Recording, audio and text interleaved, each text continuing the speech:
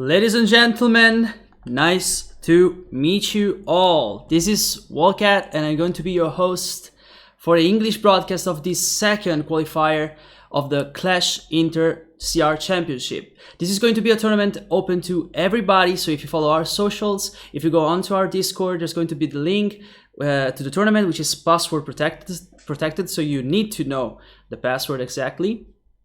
And this is going to be the second tournament out of 4.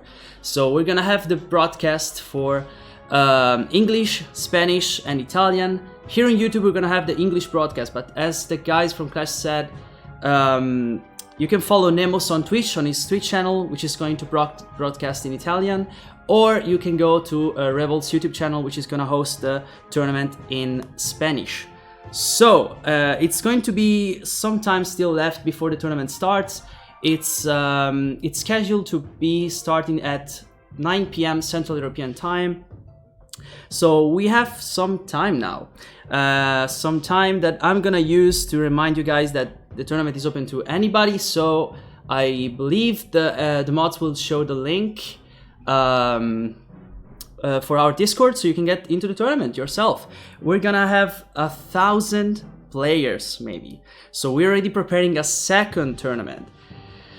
It's going to be a long night. It's going to be a very long night. We're gonna have maybe 1,000 players playing for the top 4 spots that are gonna qualify to the finals on the 28th of March. So it's going to be a very, very long tournament. And we already had the winners for the last qualifiers. I was just reading the names on our Discord. You can find any information about the tournament on our Discord, which I believe is going to be showed pretty soon in the chat. Congratulations to Toeni, Miniminter, Mateja and Augustin that got top 4 in our last qualifier. So we already have the 4 names of 4 of the 16 players that would be attending our finals on the 28th of March. And I'm really excited to see what the guys are bringing to the table. I've heard that we're gonna have many pro players in this tournament. Some of the community players were scared that there was going to be too many pros. So, Jesus, I believe this is gonna be a pretty high level tournament, even though it's open to anybody. So maybe if you wanna have the chance to face one of the pros that are going to attend the tournament, maybe you should sign up for this or the next qualifiers. Here goes the link, discord.gg Clash Royale. So you can find any information about the tournament, you can sign up yourself, and you can play. Maybe I get to cast some of your games, because I'm just gonna go and see how many games I can cast, really. It's going to be a challenge with myself to cast as many games as possible. It's going to be maybe 2 hours of free play, then we're gonna have the cut to top 16. The top 16 is gonna play a single elimination bracket to decide which are the 4 qualified for the 28th of March finals.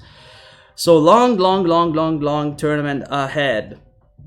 I'm just gonna go and check with the admins and the Clash guys if everything is okay.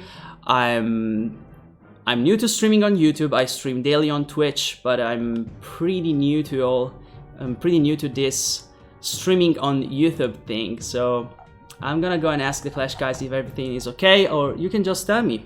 Yes, I'm Italian, guys. I'm Italian. My name is Wildcat, and I usually stream and cast card games. But I've been with Clash for many years now, and they were kind enough to give me this chance of casting the English broadcast for the CR Championship. I'm not a pro player by any means. I'm not a Clash pro player. I'm a long-time player though, and I'm really into card games. I've been playing Hearthstone professionally for Clash. Now I played Magic the Gathering for Clash, and so yeah, I'm really into the Clash universe in many games, and I'm so glad I can provide some content for them and cast their tournaments. I even cast some TFT tournaments for them. So yeah, I'm really a jack of all trades. That's what they say, right? So the guys don't seem to tell me there's any problem, so I believe this is a good sign. Let me know, you guys, in the chat if everything is okay, if the audio is okay, if the background music is too high, if my mic is okay. And maybe, if you guys promise me you won't be shaming me for how bad I am, I could play some games just to test if everything is okay. Again, don't expect top level gameplay from me. I'm not a pro. I just played and I've been on a hiatus for some years now. I haven't been playing Clash Royale seriously for a while. But I remember back when I was playing Hearthstone and was traveling around the world with Clash, me and my teammates were playing a lot of Clash Royale. Thanks, Hamed. That's a nice compliment. I hope the broadcast goes well. I'm not gonna lie, I was very nervous because this is a first time for me. First time casting in English, first time casting Clash Royale. So I'm pretty nervous. Hope everything goes fine and you guys have a great time. I studied a lot to be as competent as possible. I've heard that there's some pretty heavy graveyard meta going on. I didn't expect that when I got back to Clash Royale and get ready for this tournament. And everybody was telling me that the graveyard is back and better than ever. I haven't seen the graveyard so meta-defining in years, probably. I used to play a lot when the Expo was a thing. I mean, it still is a thing, but when it really was one of the core decks of the meta, together with Hawk Cycle and Minor Poison even. That's how old I am. I used to play a lot of Minor Poison, but some of the most recent tournaments were all about graveyard, as you guys know. And also a lot of the new cards have been going in and out of the meta. I remember Fisherman being so oppressive some months ago when I started playing again, and now it disappeared. So I'm really curious to see if we're gonna see more like tournament style decks, or a lot of players will just try a more ladder-ish approach. What games do I play? So I used to play, recently I'm playing a lot of Legends of Runeterra. I specialize in card games, as I said. I played Hearthstone professionally, I played Magic professionally, and I'm currently playing Legends of Runeterra, which is Riot Games card game, but I'm also a huge fan of Supercell. Therefore, I might show even some Brawl Stars gameplay. I don't know, no, let's not go into Brawl Stars. I play way too much Brawl Stars already. I'm probably going to play some Clash Royale games for you though. I'm playing a lot of Clash Royale and Brawl Stars these days. I'm really into Brawl Stars. How did the Paris Saint-Germain challenge go, guys? Okay, this is a Clash Royale broadcast, but I believe we're all Supercell fans and we're all playing both Clash Royale and Brawl Stars. I actually won the challenge with my teammates. We went 9 wins in a row. I love the challenge. I hope there was going to be some more games, but it went so fast. Only 9 games. So let's just do it. Come on, let's just break the ice. Let's show you guys some of my atrocious Hawk Cycle gameplay, shall we? This is going to be embarrassing. I need you guys to be very kind to me, okay? I'm a sensitive person. I've never casted Clash Royale before. I've never casted in English, so I really need you guys to be kind, give me advice, give me pro tips, and not shame me. Not for my English, not for my casting, not for my Hawk Cycle games. Especially not for my Hawk Cycles. Otherwise, I'm not gonna play, okay? I'll just go into a break and wait until the tournament starts. Okay, I trust you guys to be kind to me, okay? So let's just go. I was climbing from 4K trophies. I know it's pretty low. I didn't invest many of my money into developing a good collection, so you know. Oh, I'm playing Mortar. Oh, I was trying out Mortar. Yeah, I was suggested by some of my followers who play Clash Royale way more than me to just try out some of the Mortar decks. But to be honest, I have a lot of respect for this archetype. It's not as easy as people say. I don't have a very good defense for this BBD, so I guess I'll just go and let him attach to the tower and try this awkward attack with the Walking Miner. Yeah, not good already. I wasn't ready to play Mortar. I wasn't ready to play Mortar at all. It's gonna log and delay this RAM a little bit. And this Hunter is gonna destroy my Goblin Gang for sure. Yeah, as I said, not as good as a player as I wanted to. Still decent defense, I guess. Even though my opponent is way lower than me in King's Tower level and card level. So just to reassure you guys, you're not gonna watch my gameplay for the whole time, okay? I just wanted to test it out to make sure I was ready for the broadcast. We're gonna see much better player than me in the tournament, okay? Don't worry. I'm just gonna play my mortar defensively. Level 12 P.E.K.K.A. That's not good. I'm just gonna play minions on the bridge to attack the P.E.K.K.A. as soon as possible. And he has a wizard in the back. Jeez. I'm gonna go and P.E.K.K.A. his wizard. Even though my mortar is gonna suffer from it. Bats on the P.E.K.K.A. Jesus, the card level advantage he's got on me though. Never mind, I was talking about having an advantage on him. No way. For a level 10 player, he's got a level 12 P.E.K.K.A. Jeez. So what do we do here, really? I guess I'll just be going opposite lane. I don't want him to push directly into my tower, so I'll just go opposite lane. And maybe I can log this princess and set up another mortar, which is probably just going to be a distraction for the BBD. Wow, this is not going well at all. Okay, dragon is going down. Another P.E.K.K.A, of course. I'm sort of defending though, and I'm pretty proud of it. I was expecting to be way worse than this. So I'll go Goblin Gang slightly in the back so I can go with my P.E.K.K.A onto his wizard. Kind of worked as intended. He's got the baby dragon on the other side. I'm just gonna lock the princess and I'm just gonna ignore the baby dragon because I don't have...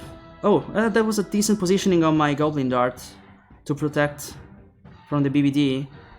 He has no elixir, I believe. Yup. Maybe another mortar defensively and another P.E.K.K.A onto his wizard. Yes, kinda worked out. I'm gonna go opposite lane. I don't wanna play against this P.E.K.K.A. His P.E.K.K.A is too over 11 for me. So I'm just gonna go like this and hopefully I bring his P.E.K.K.A down. I don't know. I really don't know what I'm doing. Maybe I got him. Yes, I did. With 33 HP. This is probably the most exciting game I'm gonna play today. 33 HP. Okay. I'm pretty surprised with myself, not gonna lie. I don't even know how I pulled this off. Okay, nice way. I hope this works as a lucky charm for this night. Okay, I'm never gonna play this deck again. I wanted to play Hog Cycle, which is kind of easier to me, I believe, because I play the deck a lot. But that doesn't mean I'm not gonna misplay, okay? So let's give it another try. You speak your language perfect. Thanks. I'm glad. I'm Italian, and as you guys know, pretty rough times here in Italy these days. So I hope this brings you some entertainment, even if you guys are quarantined in other places. I just really hope you guys can have a good stream to watch for the night and get entertained. We all need it. Oh, okay, so he's got a princess. I gotta be careful with my log. Not a huge fan of going like this because yeah, if he had a Mega Knight, it would destroy me. Yeah, the way I wasted the log in the beginning wasn't really smart, right? I'm probably gonna go Musketeer as soon as possible to destroy the princess. Kinda worked out. I need to be way more careful with my log if he plays this deck. Okay, I'm gonna go Ice Golem opposite lane, so I kite the mini P.E.K.K.A. I guess it kinda worked. And now I can defend against this hog with my cannon. Jesus, level 12. I'm never gonna have an easy game. Yeah, as I said, I'm gonna be very careful with my log because he's got princess. Maybe I could even go this lane. Nah, I'm just gonna log and play defensively. I don't think I have room for an attack. Yeah, let's just try and see how it deals with this hog. He's got Mega Knight, yeah. Thankfully he didn't use it before. So I can kite the Mega Knight with the Ice Golem and then have a Muskie between my towers to defend. These Kellys should be enough to defend on the Whiz. Yes, they are. And since he should be in an elixir disadvantage, I'm gonna go and try and attack with my Hog. Jesus, he's pushing way too hard for me to deal with it. No, I should have played the Skellies way before that. I was late with those Skellies. I'm gonna try a Fireball, just because, yeah, it kind of worked out. And I'm gonna have to kite the Mega Knight with my Golem. Jesus, please. Oof, I did it. This Hog is gonna hurt. Yeah. Goodbye, tower. Goodbye. Yeah, let's just go and try to equalize this. This is a decent... not gonna cycle in time to my Fireball. I don't know, guys. I don't think I can. Yeah, I don't think I can in time. Ouch. It doesn't even deal enough damage. Yeah, it's fine, though. I'm not in first place in global, bro. I don't know, man. Maybe because I don't play the game that much. I have a clan. Yay. I have a clan invite. I'm popular now with the cool kids. How do you put Ice Golem in this place and on a different side? How do you put Ice Golem in this place and on a different side? Wow. Amazing, right? That's called kiting. And that's a good idea. To do that, to kite huge units. But I believe you know that already. So, I just asked the Clash guys, how is it going? How is it going? Do you guys see me and hear me clear? I'm so glad there's so much people already in the chat. You guys are really passionate about Clash Royale and about Clash itself. I'm very glad. I'm just gonna go and queue another game. So the other broadcasts will start at 20:45 with some pre-live, and then the tournament, as I said, will start. Oh shit. Okay. Just gonna distract like this. Prince is... I think I'm gonna get some balloon damage, but it's fine. I don't want to support this push because I don't have many elixir to defend. This matchup is going to be favorable for me, so I just go Hog. So my Hog should be protecting the Musketeer. No, I didn't make it. I didn't make it. That was close though. I'm just gonna go and log all this Kelly army. And E-Barb. Level 12.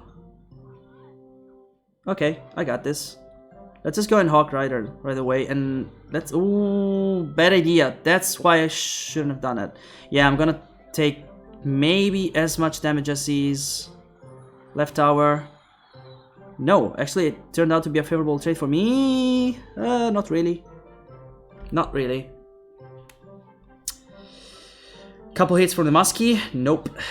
Nope.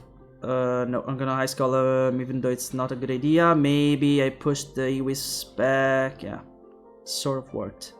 I want to go Hawk Rider as soon as possible. To use this Ice Golem as a tank. He had the Skelly army, so let's just try a log.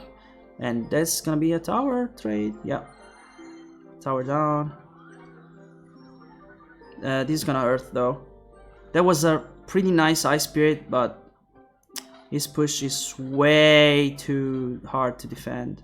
What's going on? No, Google! I didn't say a thing! Why, Google? Why are you doing this to me? Ice Golem into Hog Rider again, opposite lane. And the Barbs. Wow, that's an overcommit on this side though. Maybe I turn this into an advantage. Oof. Maybe not. Kinda good distraction. I'm gonna trade. Yeah. I'm gonna trade. And he's got the Scagliarmi. I should have logged right away. Not so good. Oh jeez.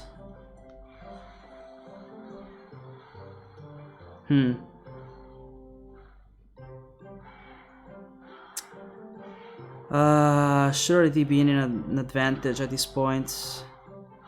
Ooh, he also has Inferno Tower. Oof. Tough matchup, I believe. Yeah, and already, and I even misplaced my Skellies. They should have tanked the charge, not the.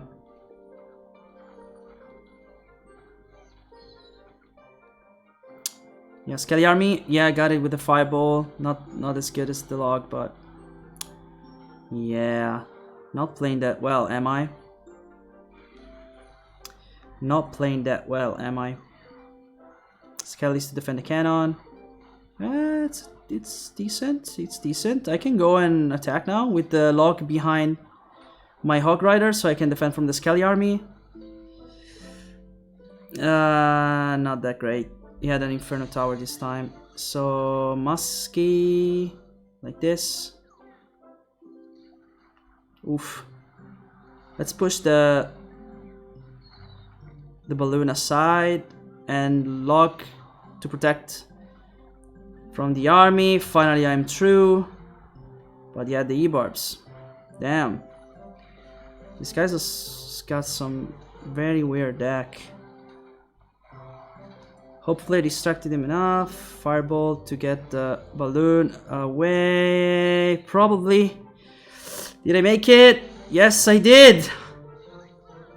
How does he have mana to attack still? Jesus. I don't even know what I'm doing, to be honest, at this point. I'm just gonna go and lock right behind my Hog, so I destroy all of his Scagliarmi and get some damage on the. Oh, whoa. No, I'm done. I believe I'm done. No, I'm still alive. Ah! I can't believe it. He got me. That was a fun game, though. How to win a lower trophy count? Over level E-Barbs. Yeah, that's a strat. Yeah, I know some pros use it. I do put Ice Golem, they're here for Clash. Yes, they are, and I'm so happy about it. I'm really happy about your guys' commitment to the brand, really. So 20 and 37. So we're almost ready. We're almost ready. Probably Nemos and the guys are gonna. The last minute of overtime is 3 times Elixir is always gonna have mana. Hard matchup. Yeah, I believe so too. But hey. I'm just really practicing. I don't expect myself to do well in Clash Royale. I have a lot of respect for the game. It's really hard. And most of the people I talk to about, what is this soundtrack? Oh, it's the Time Limit soundtrack. I'm just playing some soundtrack in the background that I didn't recognize this. So yeah, most of the people I talk to, because I play like Hearthstone and Magic the Gathering. Most people don't really know about how hard and competitive Clash Royale is. So back when I tried it, because I joined Clash in 2017, I was playing in the Hearthstone Pro team, and I got to know all these unbelievably talented pro players from the Clash Royale team, and I was so amazed. It's really the modern era chess, if you think about it. It's like chess but in motion, like chess but with a faster rhythm, and it's such a deep game to really get to know everything about it and also execute decks perfectly. It's not easy at all. I have a lot of respect for competitive Clash Royale, and I was so glad that this is one of the most prolific esports scenes in Italy, actually. There's a lot of very good players in Italy, and yeah, both Supercell games, Clash Royale and Brawl Stars are going very well in Italy, and we have some top pros. Every tournament we as Clash organize, it's full of participants. I believe that as I said, for tonight, for this event, which is gonna start in 20 minutes, we're probably gonna go over the 1,000 players cap for a single tournament. So we're gonna have to make 2 tournaments for today. So that shows how people is enthusiastic about Clash Royale and the chance to compete in Clash Royale. So if that's the case, if we're gonna have 2 tournaments, the qualification system will go in relation to how many players attended the tournament. So let me explain it more clearly. So if we're gonna have a 1,000 players tournament and a secondary tournament to host the remaining, let's say, 300 players, we're gonna have 3 players qualifying from the first tournament and 1 from the other one. Okay, it's not going to be a perfect math behind it, maybe, but you get to understand what I mean, right? We're gonna have maybe some people qualified from the first big tournament, and maybe the 4th qualified, or or 2 people from one qualifier, 2 people from the other one. We're gonna have to see how many players actually attend this tournament. So I believe I can already take a look at the tournament, can I? Yes, here it is. Hopefully I'm not spoiling anything. I believe I can show this. So shout out to Krijo. Krijo is the community manager for Clash Royale for Team Clash.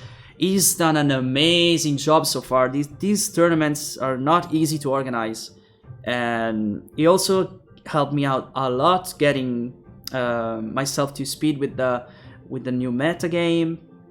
He gave me plenty of content to watch, guide to study, so I can be at least a decent caster for today. So shout out to Krijo, and let's see if you guys know some of the participants in this tournament already. Let's see if I got to know some of the players that played Red Bull Mio last year. So I got to know Cheeky, maybe you guys know him. I got to know Pasti, I got to know Ace, and yeah, I met some very good players at the Red Bull Mio last year. I was there casting Hearthstone, but I got to know all of these amazing players. Probably you guys know them, right? They also played in the Italian national team during the No-Till GG Cup. I believe I also knew Mattia. Yeah, Ace, Basti. I didn't get to know Mostema, which I know is doing great.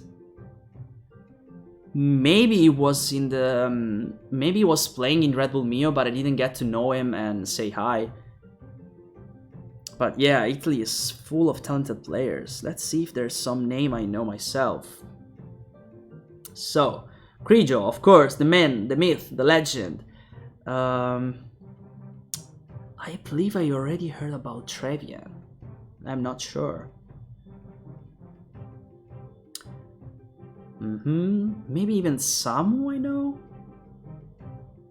Because I've been following some streams these days, of course. A lot of Italian names I see. A lot of Italian names, Italian clan names.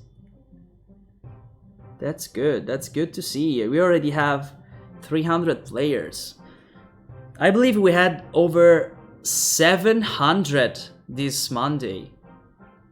If some of the admins can confirm it, I believe we went way over 700 attendance. Jeez, that's a lot of players. Thankfully, the in-game tournaments are really clear, really easy to understand, to follow. It's such a good system. We don't have these things in card games. Hi Ombra, anch'io sono italiano. Hey. I'm Italian too, but I'm gonna be your English broadcaster for the night. If you want to watch the stream in Italian, Nemos is covering the Italian broadcast on his Twitch channel. If you want to follow the stream in Spanish, there's going to be Revolve on his YouTube channel. So, here for the night, this is me. I'm not gonna play. No, don't worry. You cannot get free trophies on me, boys. You're not gonna get free trophies on me. Unless I accidentally press play. In that case, there's going to be a lucky player that gets to play against me, and destroy me and get some easy trophies. Hopefully I don't press play. I don't want to embarrass myself. I already did enough, like, with these recent games we played. I believe I'm just gonna loop the most iconic Clash Royale soundtrack, which is this one, right? 700 plus. We have a confirmation. That's insane. And it's like let's be honest.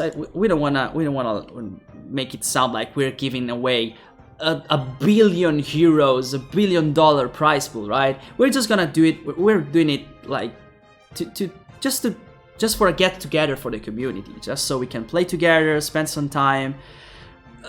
We already know it's been some rough weeks of quarantine for many of you, especially for us in Italy. So we kind of need these kind of things, you know. Sometimes to stay together, play our favorite games, watch some tournaments, watch some high-level play, hopefully. And seeing this response from the community is absolutely insane. I couldn't believe it. I'm number 103. Show my profile. You sure? I wanna get some good deck ideas, guys.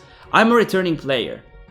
I haven't been playing for a while, but I'm having a blast playing again.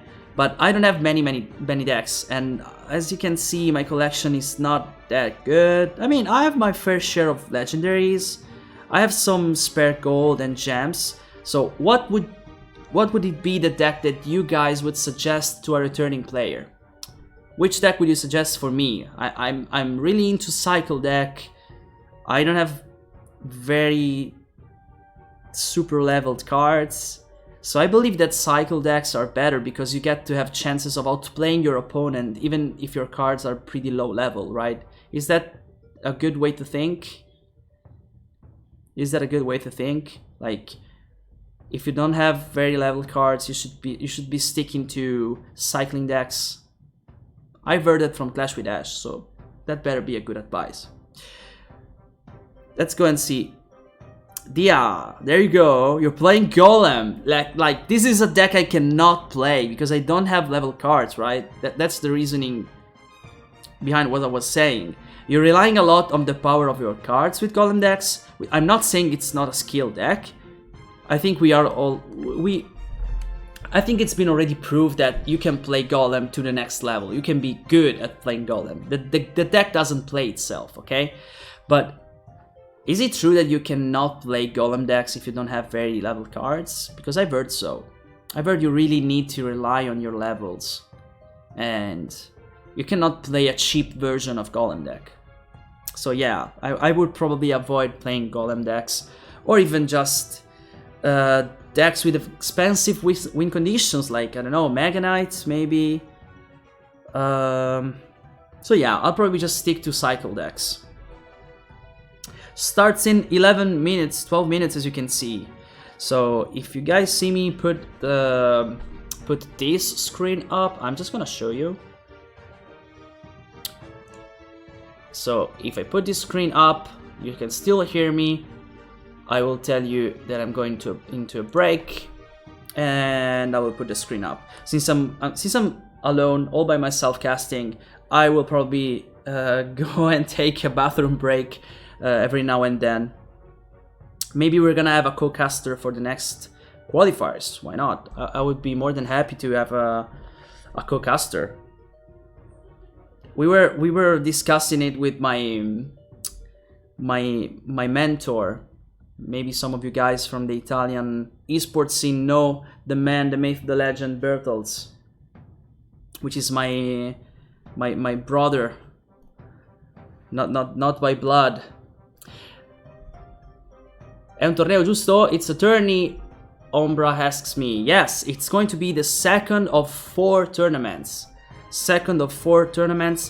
Every tournament qualifies 4 players for the finals that are going to be held on the 28th of March. So again, 4 qualifiers, 4 players qualified for each of these 4 qualifiers. And then we're gonna have the finals on the 28th of March.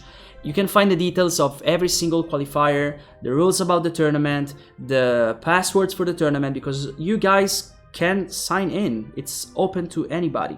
So you can just go on the Discord. Maybe the mods are gonna show the link once again. And onto the Discord you can find all the informations you need to sign up for the next tournaments. If you cannot play tonight, no worries. There's going to be 2 more qualifiers. Don't let World Cup play, please. We're already over that. I played some games. I embarrassed myself. I'm never gonna play again on this channel because I'm not worthy. Not good enough to bring my gameplay over here. So yeah, I'm done. Never gonna play a single game again, I promise.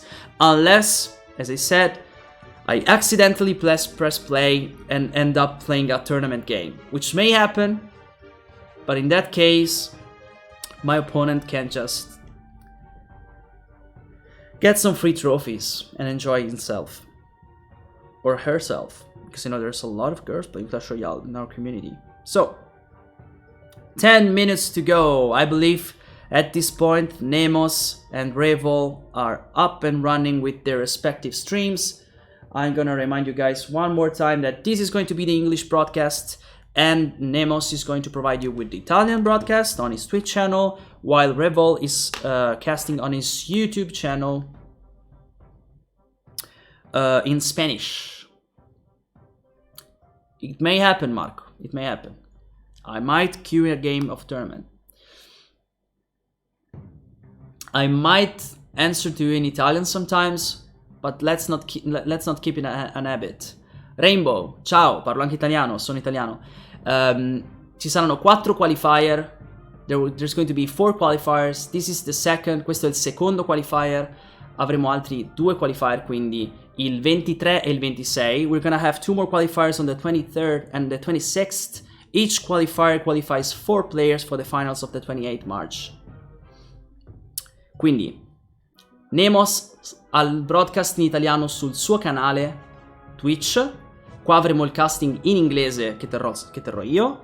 E se siete interessati al casting spagnolo, per qualche motivo vi sto parlando in italiano, quindi dubito siete interessati al cast spagnolo, ma non si sa mai, Revol sta castando sul suo canale YouTube. So I just recapped all the broadcasts we're gonna have for the night. It's going to be 3 languages, Spanish, Revol YouTube channel, Italian, Nemos Twitch channel, YouTube for the English broadcast right here. So guys, go on and sign up because we're gonna have just 7 minutes and 30 seconds separating us from the beginning of the tournament.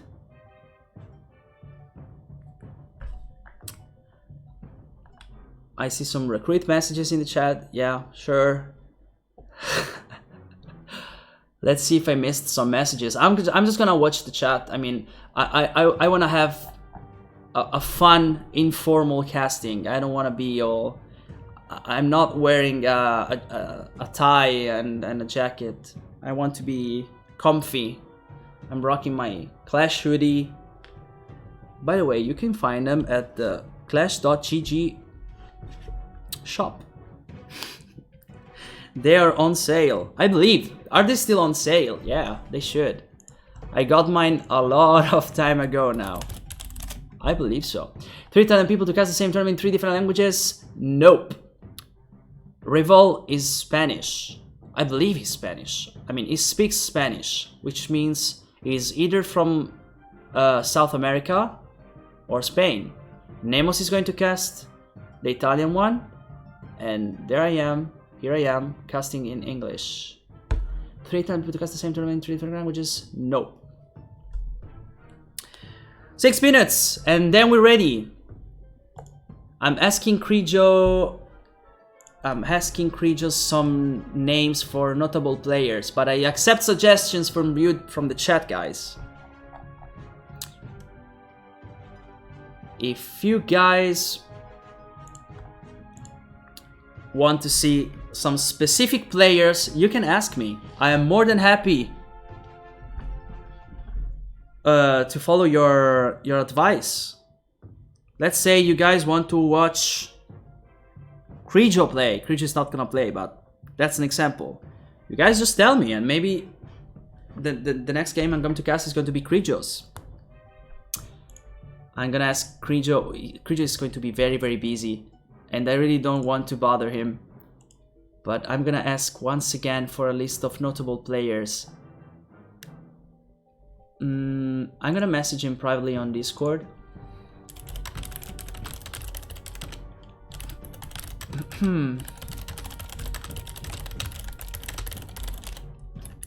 Okay, I asked him again. Tell us, what do you think about...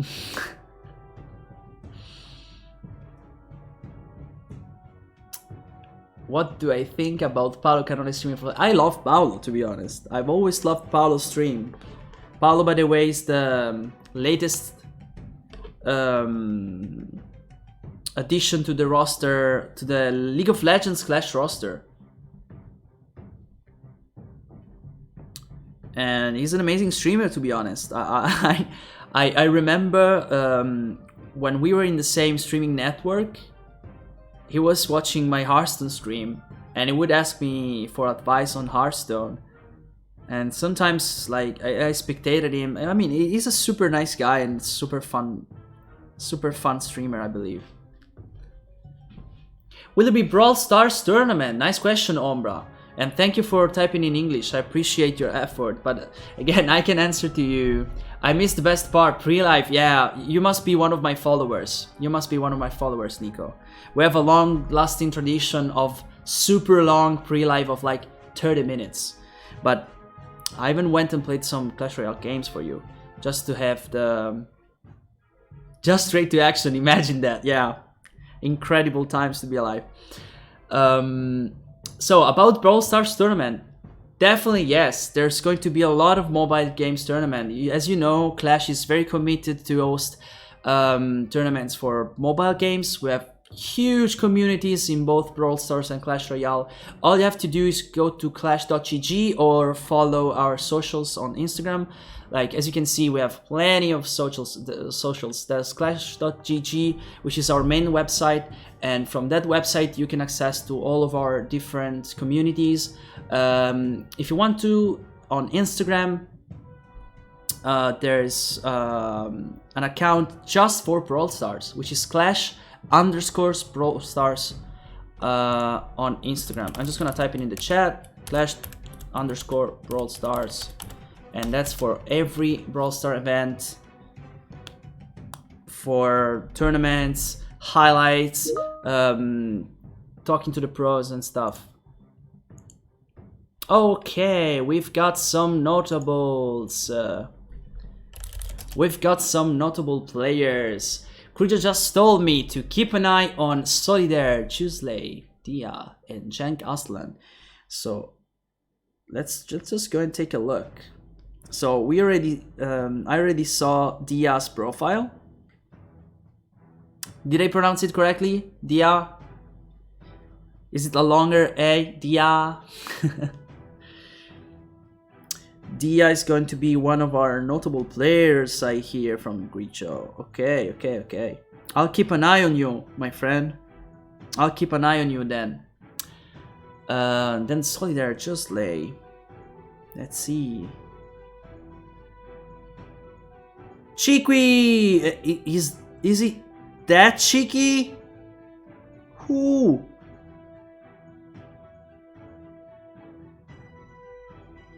Is this Cheeky, my dear friend Cheeky? It's him? Signor Tavolino, non sto parlando tedesco, sto parlando inglese.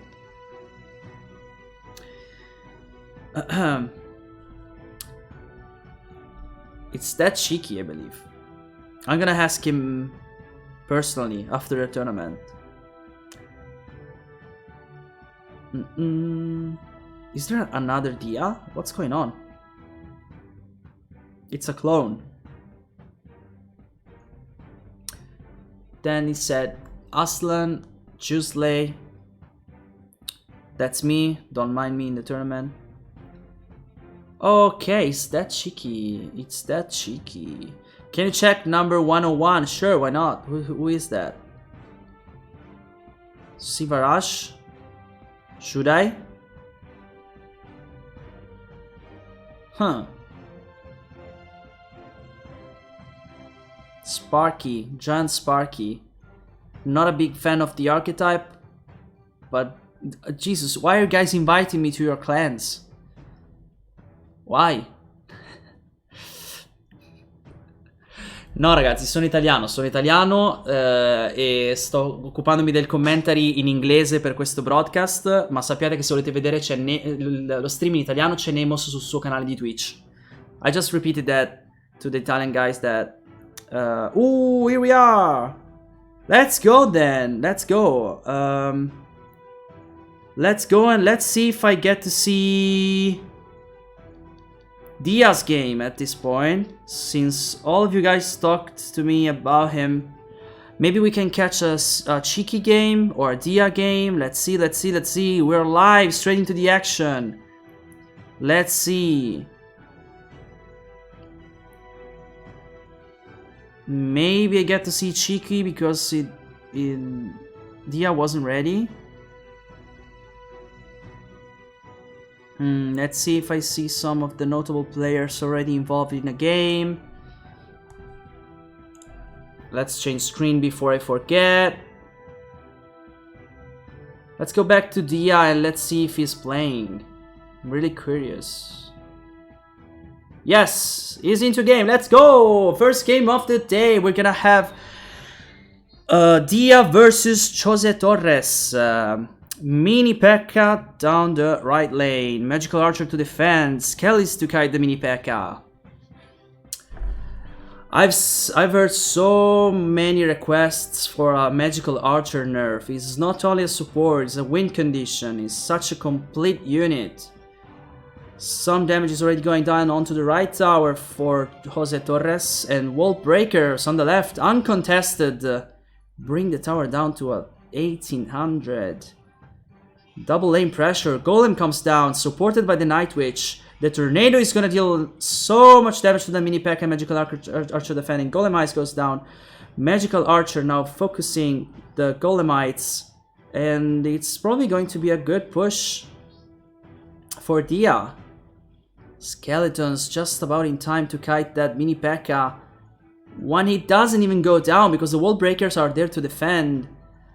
Baby Dragon maybe can stop the Wall Breaker. It does. Okay, almost equalized. Of course the Golem Dex is gonna suffer a little bit in the early game, but when it gets to double Elixir, Golem is gonna have the advantage. Not to talk about triple Elixir. Oh hey Luxor, thank you for being here. I'll sure keep an eye on those guys. Night Witch in the back. Skellies with Miner pushing on the left. Of course, the Golem player has to decide carefully what to defend and what to ignore because he wants to have units, because he wants to have enough elixir to have a huge push. So he needs to invest his elixir in a single big push to take maybe even the King's Tower down. So it's really hard to defend with the Golem decks because you have to choose your battles. You cannot play defending every lethal push the opponent tries to do. So Tornado, Magical Archer once again destroyed by this Tornado. The other Magical Archer is doing wonders in defense right there in the corner. And I believe that if this is the rhythm the game is gonna take, we're not gonna see much attack from Torres. Final push, Wall Breakers. Defended brilliantly by this Bomber, but the Magical Archer, 1-2 hits, is still alive. He can deal so much damage still, and the log is gonna finish off Dia for Jose Torres win. That was a pretty nice matchup to see. I mean, I believe the game was over way before overtime because of how good was pushing Jose Torres, but Dia held onto the game. So let's see if I can watch Cheeky. No, I wanna go watch a Cheeky. Aslan. I was told Aslan is someone to keep an eye on. Of course the game is going to be already up, but let's see how this is going. Barbarian Hut and Electric Dragon. Whoa. Rascals even. I wasn't expecting this weird of a meta, but I'm gonna say I'm very happy about it. It's going to be fun games if this is the pace at which we see weird decks. So, Barbarian Hut is done though, but it established a pretty decent elixir lead, as you can see. 8 versus 3. Now Haslan is called to defend on this Executioner plus. Oh, Hognado? Can it be Hognado? Yes, don't know. It kind of looks like an Hognado, but some of the cards I don't recognize. So Inferno Dragon defending the BBD. Healer is down. I've never had the pleasure to see a competitive game with the Electric Dragon yet. Let's see if tonight some of the top players bring it. Knight to distract these 2 dragons from damaging the tower. Barbarian Hut comes down, so it's still... And it's still in Elixir advantage. Wow. It works wonders for Elixir advantage and putting pressure, this Barbarian Hut. Executioner is gonna clear most of the Barbarians. Elixir Golem. I have no idea what I'm witnessing with this deck, to be honest, but I'm excited. BBD and Electric Dragon defending this Barbarian Hut. There's a slight pressure, I would say not so slight pressure, onto the right tower as the Executioner brings it below 400 HPs. Counter push on the right with the Elixir Golem. We're very close to overtime. Let's see if Assassino has some spells to finish off the game. Otherwise this push is going to be pretty hard to defend.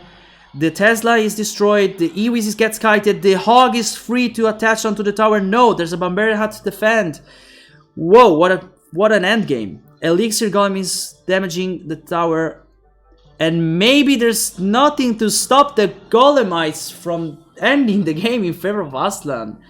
Whoa, nice game, nice game. Let's try and get the game in its entirety. Cheeky already in the high part of the bracket with 2 wins, of course. Let's go and take a look on Cheeky.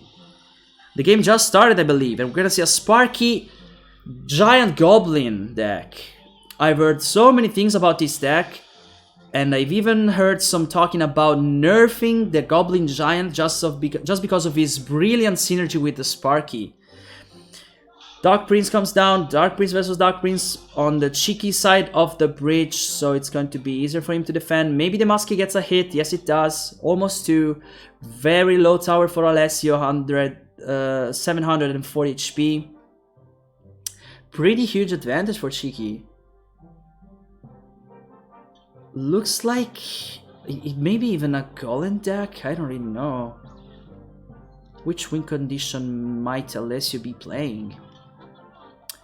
Muskie versus Nightwitch is about to go down on the right lane. Let's see if Cheeky supports it. It goes Sparky in the back. And there's a counter push, Giant double Prince maybe, with the Nightwitch as support. And the Giant is going to be able to attach to the tower, while Sparky brilliantly defends the Goblin Giant from the mini P.E.K.K.A. So both a defensive play on Cheeky's end, kiting that mini P.E.K.K.A. and also supporting the Giant with the Sparky to get on a counter push. Now he's got to defend this tower advantage. Tower on the left at 1000 HP, he needs to be careful. Dark Prince in the back to match the Dark Prince from Alessio. Giant comes down. Right to tank for the Dark Prince. Musketeer goes down. The Rage, if I saw correctly. A Raid, seriously. Mini P.E.K.K.A. comes down to defend. It just 200 HP gone during this push. Now 30 more seconds of defense from Cheeky to bring this Dark Prince to face the Dark Prince. Always good positioning. Always fighting on his side of the bridge. The Muskie ends up trading. And the Muskie versus Muskie is going down. The Mini P.E.K.K.A. should be tanked brilliantly. Good game coming down from Alessio. Should be a 3rd win from Cheeky then. Nice deck. I was really curious to see the Sparky Goblin Giant deck, and here we are. Cheeky bringing it home. Let's see if I can catch some more games from Cheeky. We're already witnessing some top level play here with Alessio, Cheeky. Let's see a whole game from Cheeky. Cheeky versus Ombra. Maybe it's the Ombra I was talking to in the chat. Nice to see some of you guys facing these very strong pro players. So Spark in the back immediately while the Elixir Golem comes down, supported by an Electric Dragon and a healer. Musketeer's gonna go and damage the Electric Dragon. Mini P.E.K.K.A. to go for the healer. Units don't go down when supported by the healer. Jesus.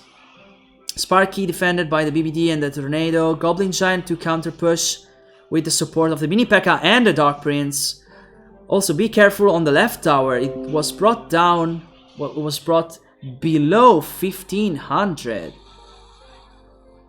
And also tower on the right melts like butter while Cheeky is going for the King's Tower pretty easily.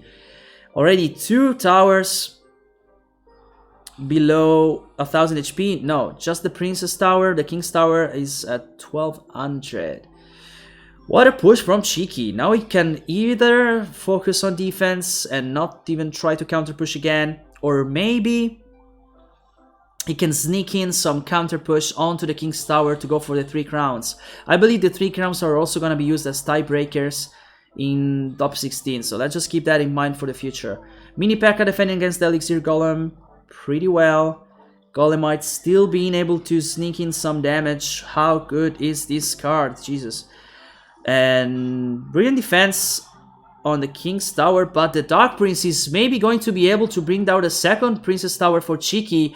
So it is, but with the help of a Goblin Giant and a Mini P.E.K.K.A. and also Umbra surrenders for the King's Tower. 3-0 Cheeky. 4-0 for Cheeky, which is now a solid advantage on anybody else. There's Bale. I believe Bale is from the Clash Pro team, right? Let's go and see a game from Bale. Already began. There's a miner on the left tower. There's already a tower down in favor of Bale against Joel Mendo. Oh, this Barbarian Hat got popular, right?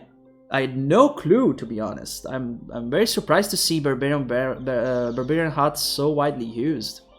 Hunter and Sparky for Joel Mendo's. Mendo, that's not an S. Mendo 26. Giant Skelly, which is one of my favorite cards. Doesn't get to see much play, but I love that card. Miner, brilliantly defended by the Archer.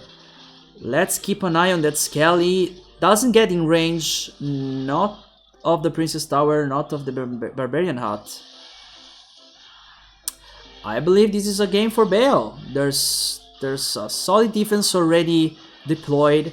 I don't see how Hall could get a tower now. And so it is. Win for Bale. I'm waiting for a confirmation from the Clash guys. Bale is one of your pro players, right? Cheeky already involved in the game. Let's see if I can catch a game starting right now. Let's go and see Bale from the beginning of his match. Then maybe take a break and drink some water. This Clash Royale casting is really fast. Rhythm is so fast. Barbarian Hut, once again from Bale. Doesn't change deck. Why would he? He's doing great so far. Electric Dragon and Night Witch easily take care of those Barbarians. And the Elixir Golem at the bridge. Elixir Golem decks. Another thing I wasn't very used to see, but the card is very, very strong. Electric Dragon putting up some good battle against this push. And if I saw correctly, not even a splash of damage went onto the tower. Yeah, just a splash from the Electric Dragon went onto the tower. Brilliant defense from Bale that now has an elixir advantage to counter push. Elixir Golem from Bale attaches to the tower, while the Electric Dragon does an amazing job with 1 HP left. Covers up for the push from the Elixir Golem and deals a lot of damage on the Baby Dragon. This is some serious advantage right here. I don't know how can Kree come back from this. 600 HP on the King's Tower. GG gets dropped. Nothing he can do. He's probably gonna go and surrender. Nice work on the defense from Bale, which capitalizes with an amazing counter push to get both the Princess Tower and most of the King's Tower as well. Jesus. Magical Archer to defend on this healer. Electric Dragon, Baby Dragon, and Night Witch. What a greedy push from Kree. Of course he's desperate. He wants to get some damage done. Even the Fireball comes down. Pardon the soundtrack. It's really fitting actually. Baby Dragon, 2 hits onto the tower. No way that Bale is gonna go and lose all of these elixir advantage and HP advantage. He's probably gonna go and try with this magical archer to end the game. The hits are connecting to the King's Tower, not only onto the electric dragon.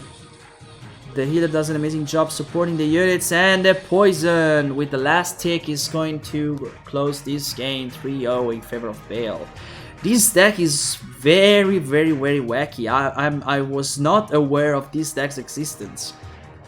Let's go and see some cheeky gameplay. I believe all of these guys at 5 points, at 5 medals, didn't drop a single game. Let's go and watch a game from Gastkill. He's first in our bracket for now.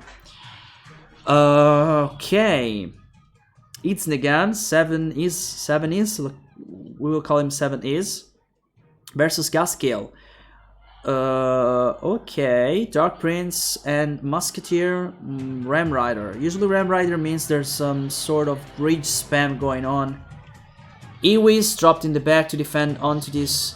Dark Prince stops his charge. The Barbaro is gonna take care of the Musketeer. Sparky in the back, so maybe it's a giant Sparky deck. Let's see. Mini pack at the bridge to clear out these units, clear this Ewis. Magical Archer defending on this mini P.E.K.K.A. Now, how is Isnegan defending on this Sparky? With a cannon card, it looks like. Some good damage coming out of it. And also, Magical Archer able to counter push. Firecracker, first time I see it in this tournament. Gets to clear the Magical Archer. 1-for-1 trade. And the cannon card is there to defend, so Gaskill takes his time before attacking. Ram Rider comes down from Negan. Let's see if something can stop his charge. The Zap comes down to stop his charge. And no damage is dealt to the Princess Tower of Gaskill. Barbaro once again. The barrel doesn't damage the Musketeer, which means the Musketeer gets to leave and prevents some more value for Gaskill. Mini P.E.K.K.A. clearing the Bandit, Magical Archer to defend onto the Mini P.E.K.K.A. And one hit comes down from Mini P.E.K.K.A. Almost 1000 HP. Brilliant defense and counter-attacking from Gaskill. Goblin Giant on the defense. Magical Archer isn't connecting with the tower. That's what you want to do when you're defending against the Magical Archer. 1-2 hits connect, but it's not a big deal. Most of the defense was done without the Magical Archer hitting the tower. That's what you want to do. 777, Dark Polo Gang, if you're Italian, you know what I mean. Ram Rider at the bridge, Sparky to defend onto the Ram Rider, which is going to connect. Not going to connect with the charge because the zap comes down. Brilliant defense from Gaskill.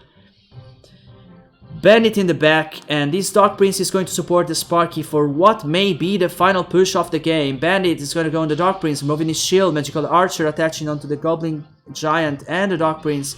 Barbaro gets destroyed, and the Earthquake is there to support this huge push, which means Gaskill is probably going to take a tower thanks to this mini P.E.K.K.A.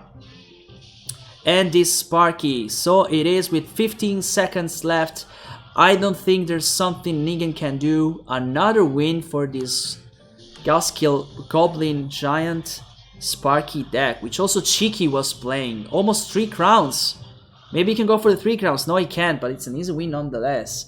How long does the tournament last? The tournament, say I love Tony from Egypt. I will. I said it basically by reading your message.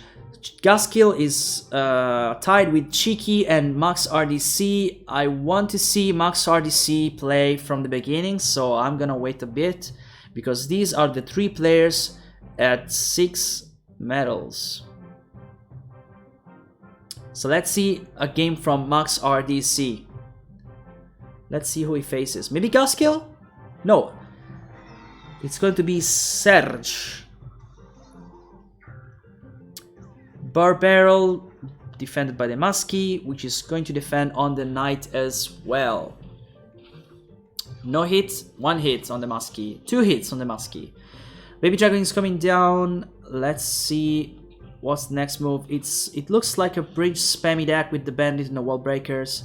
Let's see if he defends from the BBD. No, he doesn't. He just lets the BB Dragon give some hits to the tower. Bomb Tower. It's going to be a graveyard deck from Serge, I believe. Pretty meta stuff. Barbaro, Knight. Mega Knight comes down from Max RDC. I believe, yeah, we're witnessing a bridge spam versus graveyard matchup. Mega Knight gets support from the Musketeer, which is also going to help the Mega Knight clear this barrel, and the jump connects for 300 damage onto the tower. Now the Muskie is able to deal some extra damage onto this Ice Wizard, and it looks like a pretty favorable situation for Max now. Iwiz is going to be cleared by the last tower hit.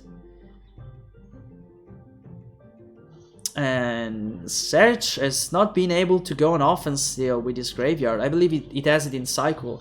Miner plus minions. And here comes the graveyard for the first time during this matchup.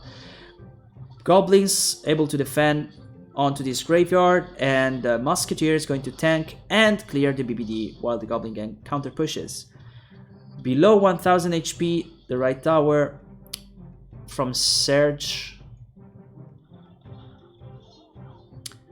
And still slight elixir advantage. Bandit is going to dash onto the Knight, tanking 3 hits from it. Situation under control for Max. Mega Knight used defensively and the graveyard is deployed. Does Max have anything to defend with? Yes, it does. He has minions. Minions that are dying to the poison though. Some serious damage is being dealt to the tower now. But now Serge is going to be pushed by this huge Mega Knight Bandit and Muskie while the Miner comes down onto the left tower. Let's see if this bomb tower is enough to defend. Yes, it is. But it's plenty of mana from Max to go and counter push. Mega Knight in the back, graveyard, BBD. Is there enough support to this graveyard to finish the game right now? 800, 790. This is almost a draw situation, but no, there's a huge advantage in pushing this time. Bomb tower is down. The elixir advantage is favoring Max, which is already favored by the matchup since we're in double elixir with the Mega Knight deck. But you know, graveyard can take the game any moment if you don't defend carefully. Mega Knight comes down once again. There's a bomb tower to defend, Bandit to support it. Knight is tanking. Iwiz comes down. The splash from the Iwiz is dealing damage to the Bandit as well. Miner is connecting to the tower, but for very few damage. Minion and Muskie to defend on this Barbarian Barrel. Poison comes down. Surge says thanks. A bit of BM going on. World Breaker split and Mega Knight in the back. Let's see. The cycling is real from Max. Mega Knight is able to push. No, it's not. I believe we're in a situation where just the poison and graveyard cycle gets Max for a Surge win in the end. Let's see. Brilliant defense coming down. 160 HP and the poison closes it. Wow. I wasn't expecting this. I thought there was room for a good push from Max, which would have ended the game there, but the graveyard.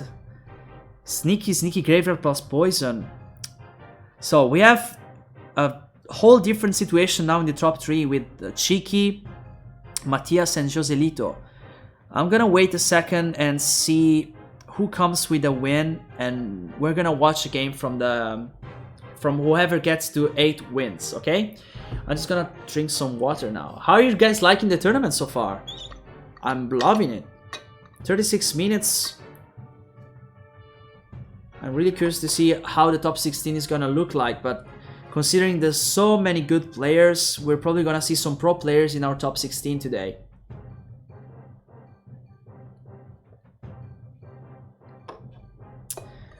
Okay. Let's just take a peek at what Cheeky is doing. Oh, Gaskill was queuing another game. Well, that's fine. Oh, Cheeky looks like he's going to lose to Apocalypse, which is playing E-Golem deck. While it looks like Cheeky is sticking to his Sparky Goblin Giant deck. Yep, here comes the Sparky. With Sparky, everything can happen.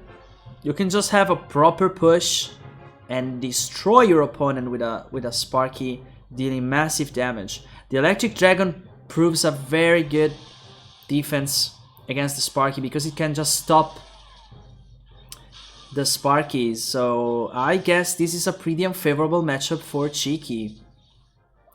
Goblin Giant on the other lane, supported by Mini P.E.K.K.A. There's a good game from Apocalypse. A bit of a BM to say GG when you're winning, right? A bit of a BM. But yeah, I believe this is an unwinnable matchup for Cheeky, which is very unlucky. Apocalypse goes for the counter push. He Golem supported by BB Dragon and Fairy Healer and Electric Dragon. Yeah, pretty much Cheeky surrendered to yeah, it makes sense to surrender and take your loss quicker, so you can just go on to the next one. Since you only have like a specific amount of time to play your games, if you understand that you cannot win in any way, you might as well just, you know, concede, let the opponent finish, so both you and your opponent can go on to the next game. Let's keep an eye on Cheeky, which is queuing for his next game. He's still second place tied, so he's doing great. Dia versus Cheeky, what a game we're witnessing. This is going to be fun. Okay, so phase of study from both players. I don't think this is the same deck Cheeky was playing a moment ago. It didn't have Magical Archery if I remember correctly, so let's see if Cheeky swapped his deck. Mega Minion from Dia. I don't remember what was Dia playing the first time I watched this gameplay. So, oh, Mini P.E.K.K.A. It's not able to provide some body block to the Hog, meaning the Hog from Cheeky gets an extra hit, I believe, right? Baby Dragon on the right should be able to deal some damage, but most of the times I see high-level players ignore the Baby Dragon, not defend on him, since he doesn't... It's not very threatening when he connects to the tower, so... I've seen players just ignore Baby Dragons plenty of times. Giant Skeleton, which is a fairly decent counter to Golem decks. That's maybe why Clash Dia said GG ahead of times, because he already feels like this is an unfavorable matchup for him. Bomb Tower, another very good defense on the Golem. The Bomber is doing wonders onto this Giant Skeleton. He destroyed it. But yeah, brilliant defense from Cheeky. And the Bomber has enough space to go and provide some more damage. Just one hit, but a pretty meaningful one. Look at the damage from the Bomber. Now it's in damage advantage. Hog is free to attach to the tower, but Tornado is coming down to activate the King's tower. So it's going to be even easier now to defend against Hogs since the King's tower is activated. But 1300 HP means Cheeky is in damage advantage for now. HP advantage on his left tower. Giant Skeleton, again, should meet the Golem halfway and defend on it. Defending it should be easy for Cheeky since it's a pretty important tool. But the Mini P.E.K.K.A. is there to deal some damage to the Giant Skeleton. And as you know, Mini P.E.K.K.A. is pretty good at melting down huge tanks such as the Giant Skeleton. Bomb Tower defending on the Golem, Giant Skeleton once again. Baby Dragon are fighting each other in the air while Magical Archer comes down to defend onto these Golemites. But this BBD splash damage is proving to hurt a lot. Cheeky comes on top, but there's a 7 elixir advantage for Dia. And the GG comes down from Dia, which means that probably we're gonna see a win from Cheeky. Giant Skeleton to tank onto this Baby Dragon. Let's see if Cheeky closes this game right with this push. Night Witch comes down. Only 400 HP. The Earthquake comes down. That's the final card from Cheeky, which means that Cheeky can just cycle Earthquakes if he can, if he has the room for it. While defending these Golems, he can just cycle the Earthquake.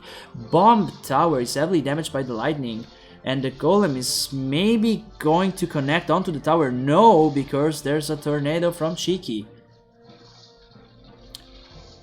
That was a really good matchup for Cheeky, I believe.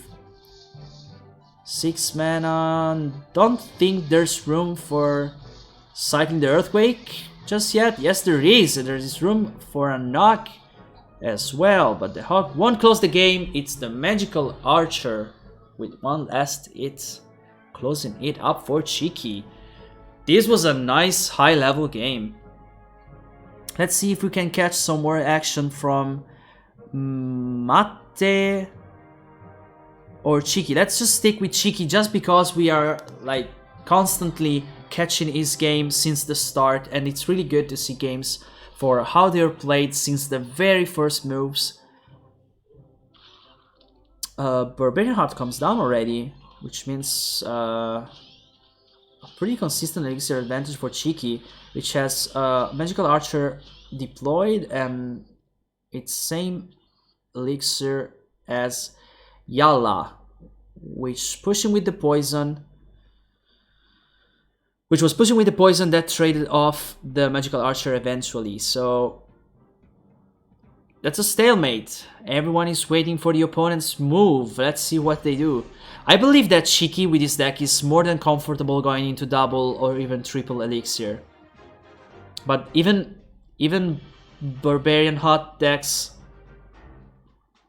pretty heavy, like to go on double or triple elixir. So I believe we're just gonna witness a stalemate until these guys get to play in double elixir. What do you guys think? What do you guys think? I believe they're gonna just, yeah, they're just going to wait double elixir, maybe even triple elixir if they feel scared enough. Let's see. Barbarian Barrel comes down, and the Giant Skeleton instantly from Cheeky. Okay, so he's not waiting anymore. He's going ham with this Giant Skeleton, and the Hawk riding around the Giant Skeleton and attaching to the tower for 2, 3, 4. Maybe the whole tower is going down to this Hog Rider. No, but it's going down to 1000 HP. Nice push from Cheeky. As soon as the opponent misstep a little bit with that Barbarian Barrel, Cheeky got super aggressive. Baby Dragon destroying what's left of this Barbarian Hut. The Barbarian Barrel gets to connect to the Archer, but Cheeky brilliantly defends it with the Giant Skeleton, changing the Barbarian focus. Baby Dragon to defend onto this Knight and Ewiz, and there's a counter attack immediately from the Hawk together with the Baby Dragon, supported by the Earthquake, and this Barbarian Hut is already down. This is a good lead for Cheeky that now needs to defend to what proved to be a graveyard deck once again. Goblins to defend. The poison is there though. These goblins are dancing at the edge of this poison and providing amazing defense for Cheeky. Mega Minion to defend onto this Hawk that with the help of the Earthquake maybe gets a hit. No, it doesn't. Brilliant defense from Yalla, which has a good push together with the graveyard. Cheeky needs to be careful. Goblins once again. This time they're completely into the pool of poison, and there's a huge damage coming from this graveyard. 400 HP and something and counting for both players. Baby Dragon that is dueling this Mega Minion. Huge commitment from Yalla with Mega Minion and BBD immediately after. Barbarian Hut comes down. I don't know if this is going to be just a Earthquake cycle situation. Yeah, I believe that as long as Cheeky defends and manages to cycle properly. Nope. I believe this is it. I believe this Graveyard plus Poison is going to take the tower down, and so it is. Yeah. Good elixir management from Yalla that gets enough space to go and try another Poison Graveyard push. Nice job. Let's go and catch some Ghost Kill games. Is still on top while Cheeky fell behind a little bit. no more in the top 4. It's Yala versus Gaskill. So let's keep an eye on this guy. He seems to be playing very well with this graveyard deck. Let's see what is Gust playing. He was playing a Sparky deck before, if I remember correctly. It was or was it Giant Double Prince? I don't know if I remember correctly. Let's see. Yeah, it's a Sparky deck. Yeah, I remember correctly. It's a Sparky deck. Probably has Goblin Giant as well. This Sparky is going to one-shot these 2 Barbarians. Those Barbarians didn't have a nice day. Mega Minion coming down. I'm loving this Barbarian Hut, to be honest. I didn't remember it to be so good. Back in my days, it was pretty much a useless card. Grandpa Wildcat talking to you guys about how bad the Barbarian Hut used to be. Some sort of a split push going on here. As most of the times players do, the Dragon almost gets ignored completely. Dark Prince contested by this Barbarian Barrel and no hits onto the tower. Brilliant defense. And we just got to see one of the weaknesses of the Firecracker. The Firecracker easily activates the King Tower with his splash damage. So now Yala is in control of the situation. King's Tower activated. Now we get to see a huge push and a graveyard used offensively to annoy this Sparky and Goblin Giant push. And it proved to be a pretty decent move, I believe. Sparky is still pretty healthy though. It's going to one-shot these Barbarians together with their hut. Musketeer still alive, providing coverage for this Sparky Dark Prince push. Firecracker dealing some serious damage onto the tower. Another hit and doesn't get the splash damage though. Huge advantage for Gaskill. All of a sudden, just one Sparky push. That's how careful you have to be when playing against Sparky.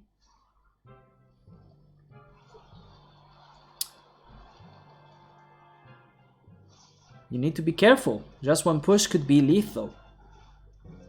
Sparky is getting completely ignored on the right. Yeah, he gets brought down by the Mega Minion together with the BB Dragon. And finally we get to see Graveyard on offense from Yala. With the support of a Baby Dragon and the poison. Maybe it's enough to get the tower done right away. No, Gaskill closes it just before Yala gets the right tower. I didn't have enough eyes to follow all that action. Nice stuff from Gaskill. This Sparky deck. Maybe Cheeky should stick to that. Cheeky was looking in trouble, but got himself up and onto the top 16 again. Barbarian to clear this hog. And now it's counter push time already for Missile. Missile, we didn't see him yet. Magical Archer to defend onto these Barbarians. Very nice positioning, of course, from Cheeky. And Giant Skeleton to provide coverage for the Archer. Lava Hound, maybe Balloon deck. And Inferno Dragon. Oh, considering we already saw Cheeky's deck, I don't think this is a good matchup. I don't think Cheeky has the tools to defend properly against this deck. I'm afraid there's nothing Cheeky can do in this specific matchup. Maybe I'm wrong. I hope I'm wrong. I love to see close games. Brilliant use of the bomb tower bombs that gets dropped when it dies to clear the lava pups. In the meantime, Missile left right tower got pretty low though. Probably Cheeky should just go opposite lane. So it does. I've seen this play countless times against Lava Hound decks. You just go and try to get the King's Tower when he uses all of his mana for the slow push. You're much faster pushing. So maybe I was wrong. Maybe the key to victory for this matchup is to just push the other lane. which Cheeky's deck can do brilliantly. So even though you don't have many tools to defend onto the Lava Hound, it doesn't mean the matchup is unwinnable. You just have to focus on counter pushing, and as you guys know, the winner is the one that gets most towers. So if you get 2 and he gets 1 for the same price, it's good.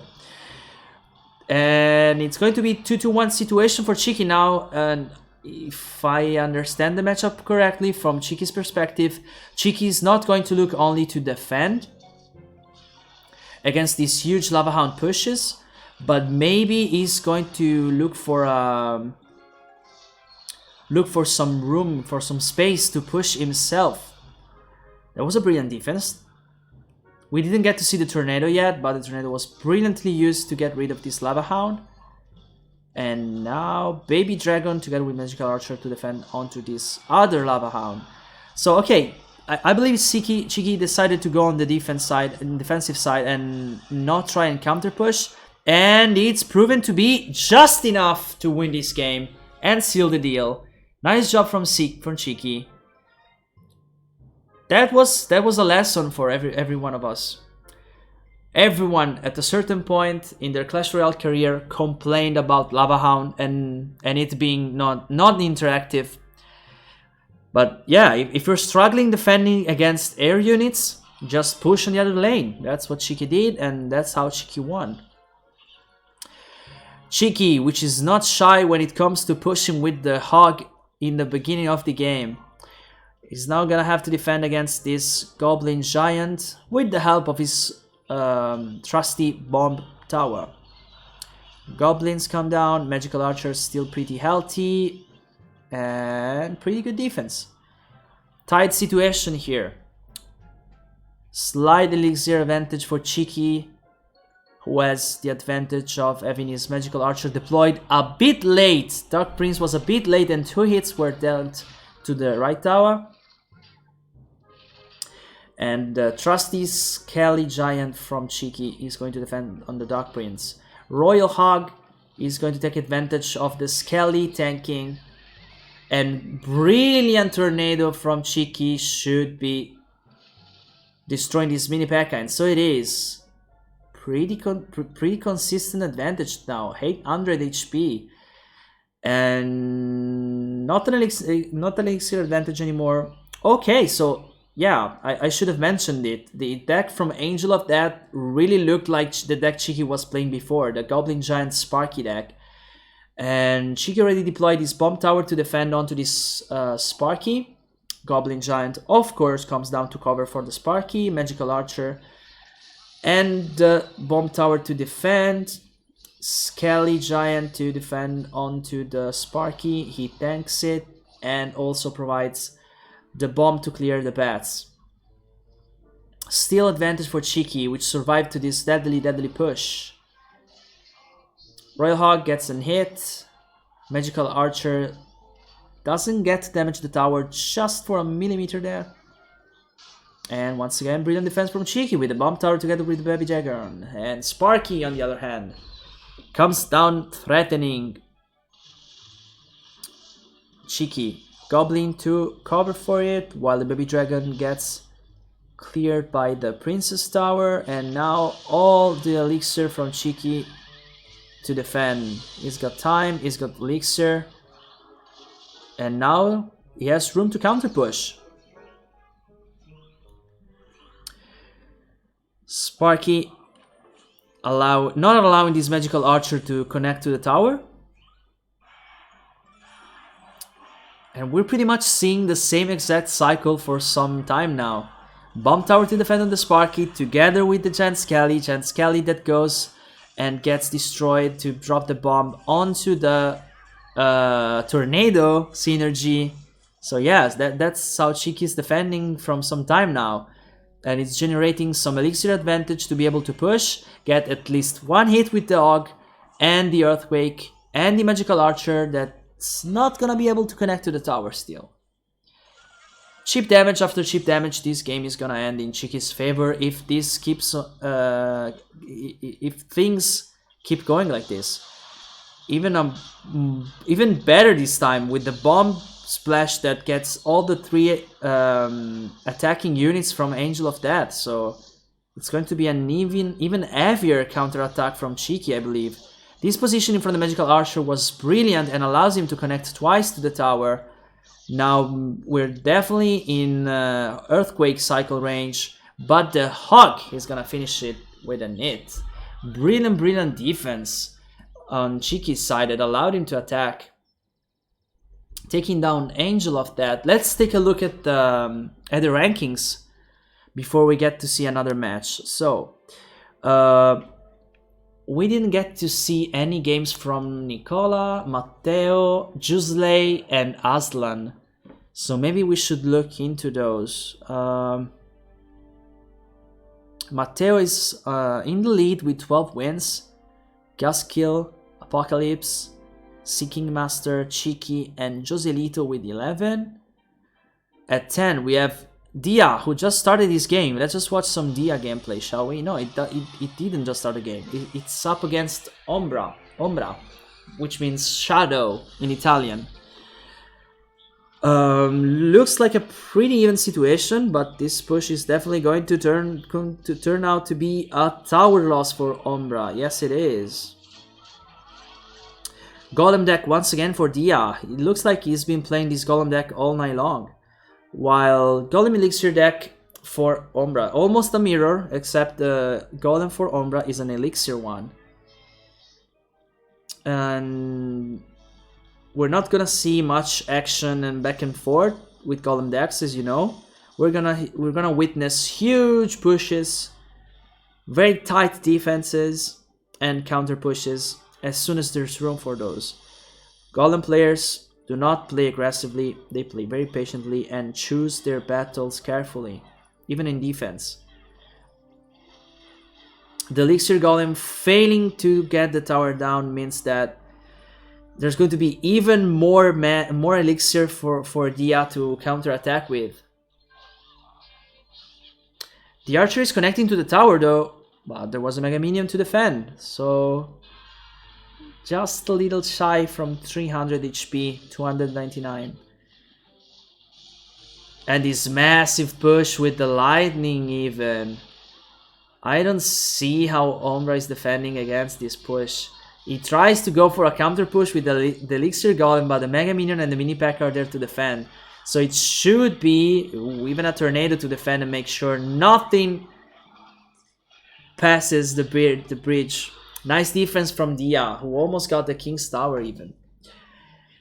I honestly never get bored seeing like very good Golem players. Some of the decision making is really hard.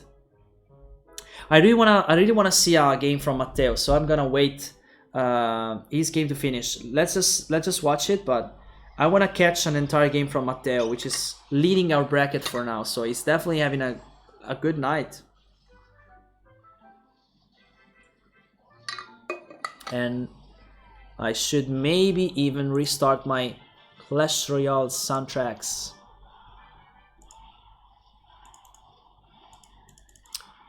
Okay, let's go from the start. Okay, so Matteo actually loses to Apocalypse, but I really want to see a whole game from him, from the start to the end. So Apocalypse and Matteo are tied in the lead together with Seeking Master now. So a three-way tie for the lead, and I believe we're gonna go and witness a Matteo versus Seeking Master game. Let's go. I don't think I saw a single game from these two guys, so I'm pretty excited. Inferno Dragon comes down against Electric Dragon, which is already a good matchup for the Electric Dragon, which is going to be able to reset the Inferno Dragon attack. And in fact, it's basically going to be the whole Inferno Dragon for free. Actually, not at all. The Inferno Dragon getting so much value, it even destroyed the Mini P.E.K.K.A. Lava Hound comes down from Matteo, so, and Golem deck for Seeking Master. So yet again, we're not gonna see Probably we're not gonna see the Golem player defending onto the Lava Hound, but going opposite lane, ignoring the Lava Hound, and going for an even more aggressive push that the Lava Hound can provide. So, and it's already happening. It's basically a whole tower for Seeking Master, while Matteo only gets like a third of the Princess Tower HPs. Cannon card together with the Baby Dragon, kiting the Inferno Dragon. I believe there's enough. No, there's not. Like for a millimeter, for a tile, there's not enough range for the cannon card to deal damage onto the tower. Lava Hound comes down onto the right lane, and I believe there's enough elixir for Seeking Master to go Night Witch first, get some damage onto this Lava Hound, and then Golem, of course, in front of the Night Witch for the lethal push. Balloon comes down. But yeah, I believe... Oh, actually the Inferno Dragon able to defend brilliantly onto this Golem.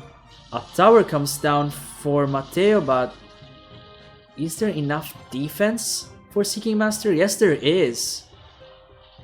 I wasn't expecting such an easy defense from Seeking. I believed we were going to see a trade tower for tower, but actually just enough defense from Seeking Master to both push onto the right tower and defend without getting his tower traded.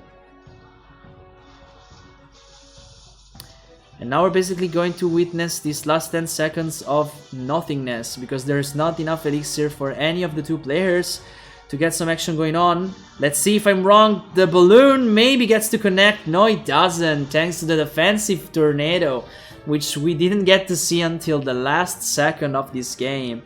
Nice patience from King Master, having that tornado ready to defend from the last desperate balloon push. Nice game. Let's see how Matteo is doing. He's going for another game right away. Matteo versus Bulls Harry for...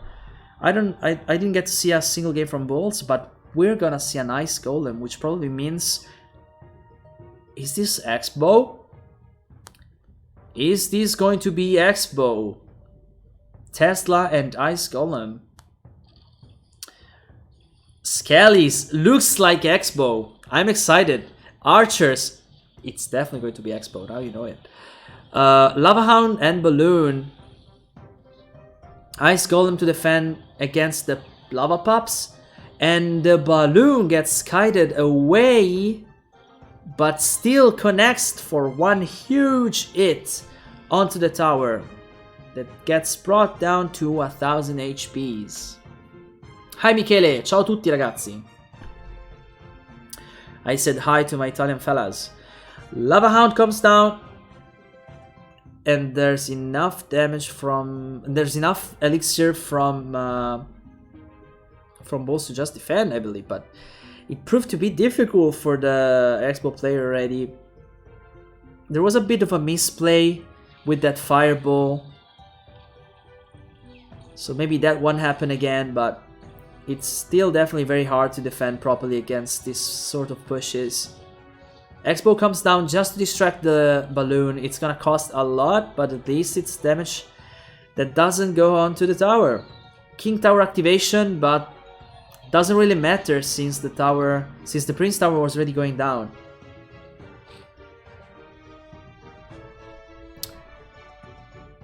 So it looks like a white flag from Bulls Harry. Nothing he can do to stop this Lava Hound Balloon deck. I mean, it's a tough matchup, but in plenty of occasions I've seen the Expo players get the best of this matchup, but it's definitely really hard. And that misplay that got a whole tower hit from the balloon really changed the pace of this game. Now the rage and the balloon is probably going to go even triple hit, maybe not triple hit but double hit, plus the pressure from the bomb. And it's going to be an easy trio for Matteo. Sì, Michele, sono italiano. Yes, I'm Italian. I'm just covering this English broadcast. We have Nemos for the Italian broadcast on his Twitch channel. We have Rival casting in Spanish on his YouTube channel. and I have the pleasure of being here with you guys on the Clash YouTube channel covering the tournament in English. Matteo, it doesn't wait, so let's just take a moment to take a look, since there's only 5 minutes left, to who is gonna make it to top 16. I don't see Cheeky. I don't see Cheeky here. And even Gaskill, maybe he just stopped playing? I don't know. Cheeky is still trying to get to top 16. I'm not really an expert of this type of tournament, so maybe they're waiting to queue into someone they actually know they have a good matchup against. But hey, let's see some more action from our Clash player Dia, which is still playing his Golem deck. P.E.K.K.A, pretty tough matchup. Pretty tough matchup from the perspective of Dia. Night Witch comes down to defend. And the tower is probably gonna go down thanks to these magical archer hits. Maybe the bats distract him enough. No. No, they don't. The tower comes down. Predator gets the score against Dia, which already says good game. He doesn't think he has time to go and counter push maybe, or maybe it's just some bluff. Where is Nico's potty potty? Honk honk. Did it in English. That's a thing between me and my Twitch followers. Golem comes down. P.E.K.K.A to face it at the bridge. Of course, P.E.K.K.A is gonna take the better end of this matchup. P.E.K.K.A is considered to be a pretty good counter to golems. But the tornado action, together with the bomber and the baby dragon, gives some room for these golemites to strike hard on the tower. And even the Night Witch is probably going to connect at least some more bats.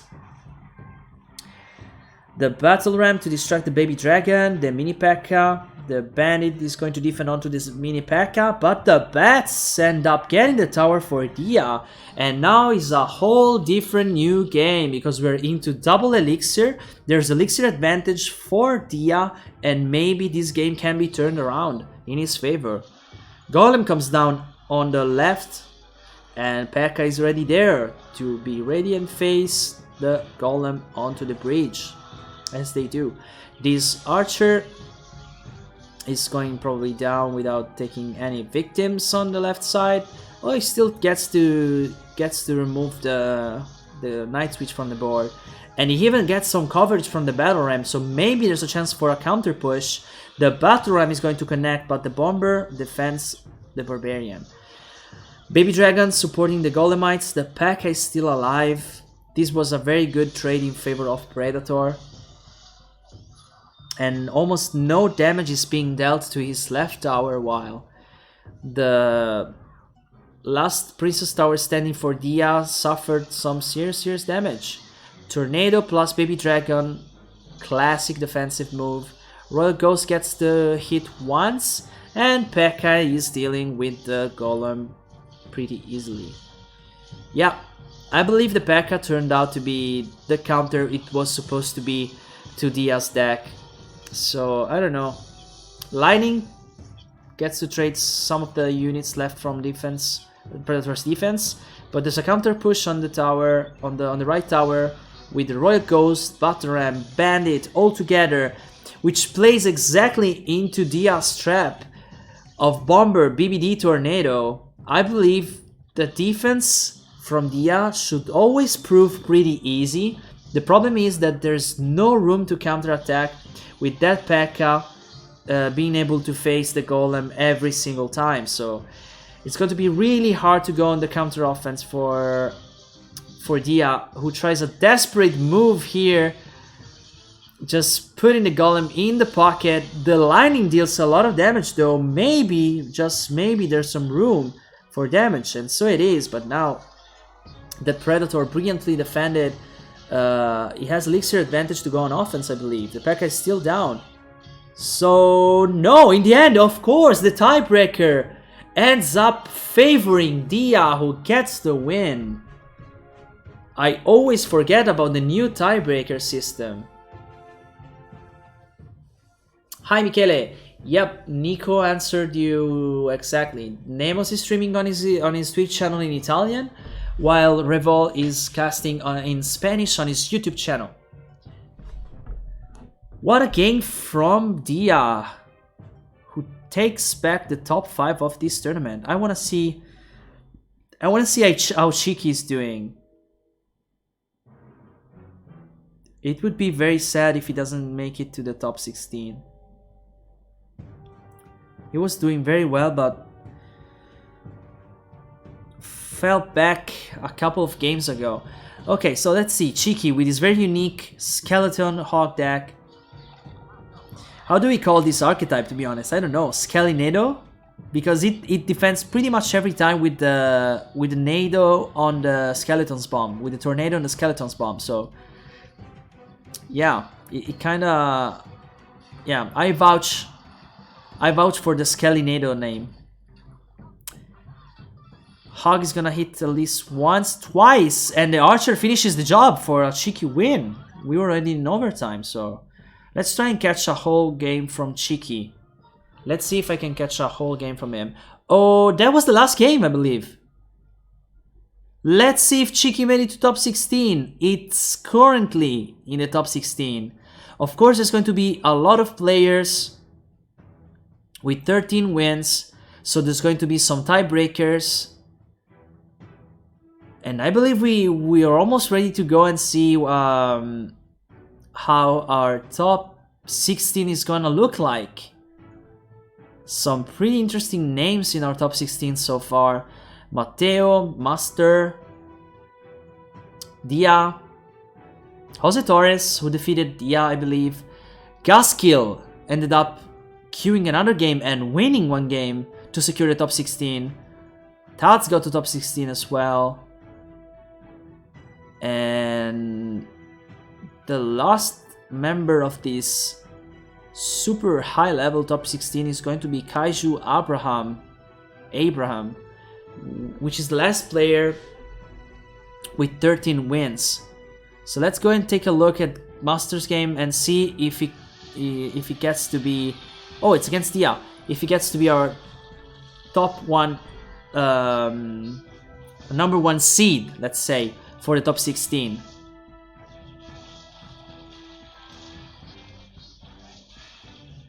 Of course, Diaz sticking to his golem deck. I mean, it's proven to be successful for the whole tournament, and he gets the tower with 10 seconds left. So probably Dia is going to be one of our top 4 players. He was already top 5 with 13 wins. I believe Master was at 15 wins. My God, Archer is disgusting. Yeah, it's a lot of the.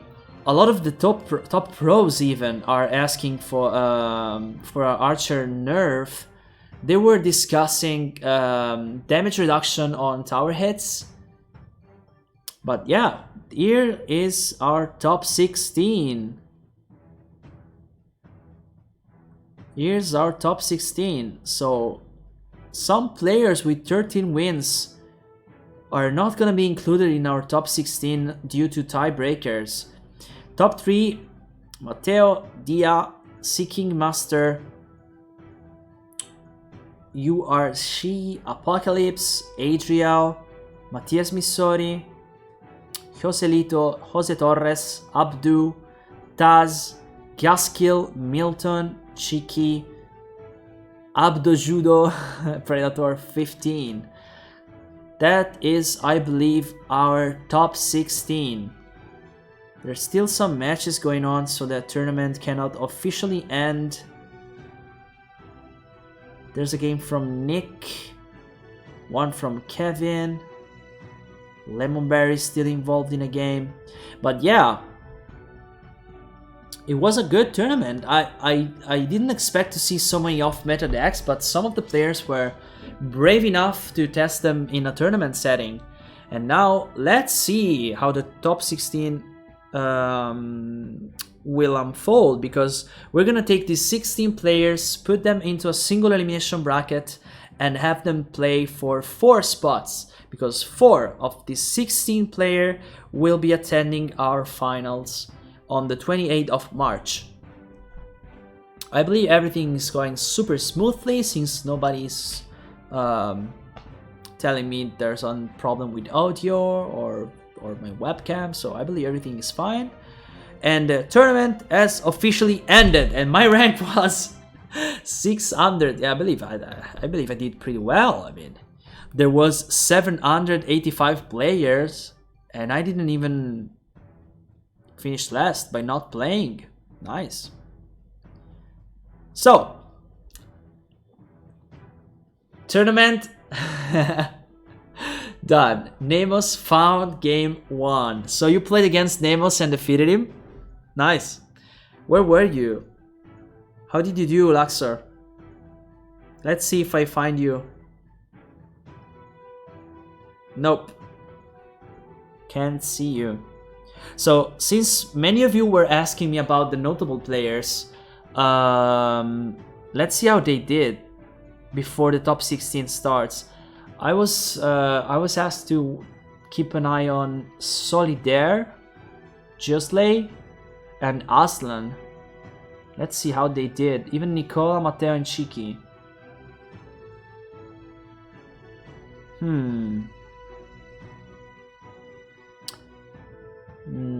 Aslan ended up 43rd with 11 wins. If that's the Aslan I'm looking for. Then we have... Let's see if I find one of the other guys. Bale.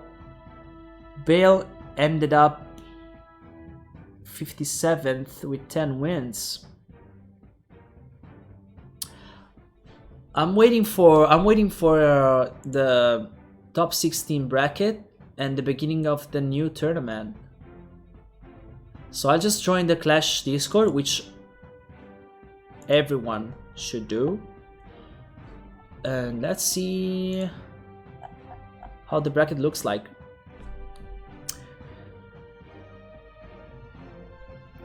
My pronunciation is very clean for some words, but other you can hear I'm Italian. Yeah, you can take the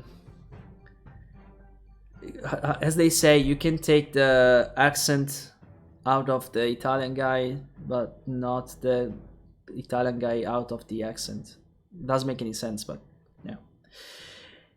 Yeah, that's true. I was practicing these days because I was trying to describe it. When you're used to talking Italian all the time, literally your tongue, your mouth isn't used to the movements it has to do to speak a decent English. So some words come out in a super weird Italian fashion. There's nothing you can do except practicing. So, hey, I'm happy if you guys enjoyed the stream, even if my English wasn't flawless. I believe it was at least enjoyable. Yeah, I'm just waiting for Crigio to tell me the settings for the new tournament. I'll be waiting patiently. How do brackets work? Best of 1, best of 5. I have to ask Crigio. I believe he's gonna let me know as soon as he opens up the tournament for the top 16. I believe they're going to have best of 1s. Just to keep things fast and exciting. These are my knuckles, by the way. I have a superpower. My knuckles are super loud when I crunch them. Hear this out. It's creepy, right? Mate, your pronunciation is better than mine and I'm supposed to teach English. True, Timp is an English teacher at middle school? High school? Middle school, if I remember correctly. But yeah, it's weird. I mean, even though my brain is working pretty decently while building up English sentences, it's my mouth that is struggling to make the proper sounds because I didn't practice enough. But as it's just easy as that. If you practice, so what I did today was have my usual stream on Twitch. I stream on Twitch daily. I'm currently playing Legends of Runeterra competitively, and I had my daily stream in English. and it was so hard for the most part of it. I'm doing way better now, just because I practice and I got my tongue and my muscles, my mouth muscles, to work in the proper way. But still, it's hard. It's hard to speak in a different language. Just for the muscular effort you have to do with the cheeks and your tongue, it's different, but it's fun. So, Krijo, how's it going? Let me know something. No, Krijo's disappeared. Krijo is such an hard-working guy. I cannot imagine how it is to organize a tournament for 785 people. And most of them are going to ask you things on Discord, and you have to provide infos to the 3 casters. We have 3 broadcasts live right now. We have this one in English on YouTube. We have the broadcast from Nemos on his Twitch channel in Italian, and from Revo Aymar on his on his YouTube channel in Spanish. So I cannot imagine how busy is Creature right now.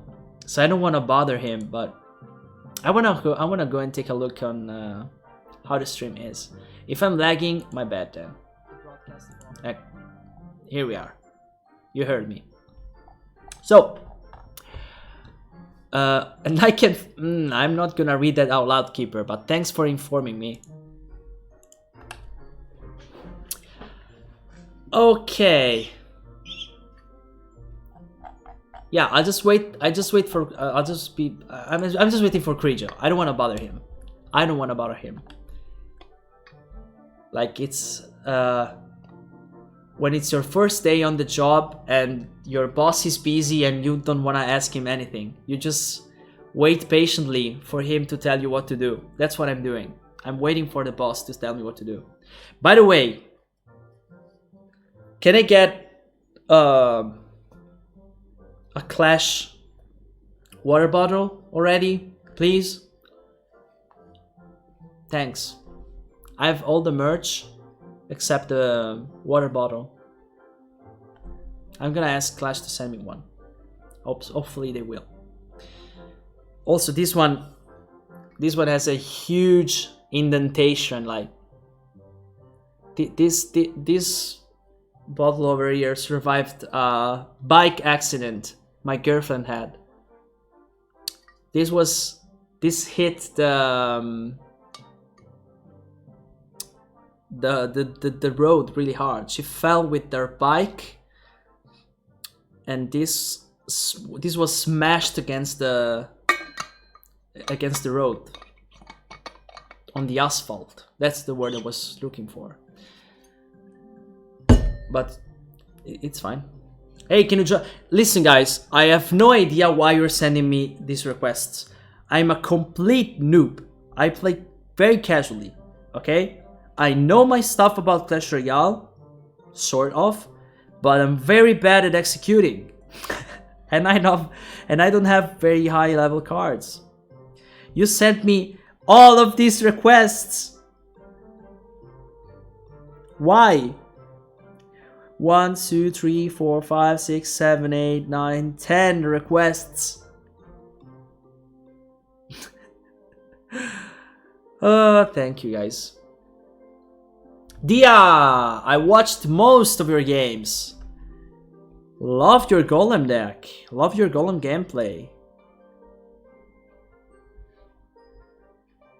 Nicely done. So you're top 16, right, Dia? Just join. We're welcome for you. I appreciate that. I appreciate it.